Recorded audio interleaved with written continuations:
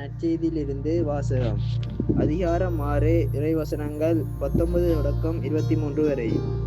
அக்காலத்தில் இயேசு தம் சீடரை நோக்கி கூறியது: மண்ணுலகில் உங்களுக்கென செல்வத்தை சேமித்து வைக்க வேண்டாம். இங்கே பூச்சியும் துருவும் அழித்துவிடும், திருடனும் கன்னமிட்டு திருடுவான். ஆனால் விண்ணுலகில் உங்கள் செல்வத்தை சேமித்து வையுங்கள். அங்கே பூச்சியோ துருவோ அழிப்பதில்லை, திருடனும் கன்னமிட்டு திருடுவதில்லை. உங்கள் செல்வம் எங்கே உள்ளதோ அங்கே உங்கள் உள்ளமும் இருக்கும். கண்தான் உடலுக்கு விளக்கு. கண் நலமாயிருந்தால் உங்கள் உடல் முழுவதும் ஒளி பெற்றிருக்கும். அது கெட்டுப்போனால் உங்கள் உடல் முழுவதும் இருளாய் இருக்கும். ஆக உங்களுக்கு ஒளி தர வேண்டியது இருளாயிருந்தால் இருள் எப்படி இருக்கும்? இது ஆண்டவர் வழங்கும் அருள்வாக்கு.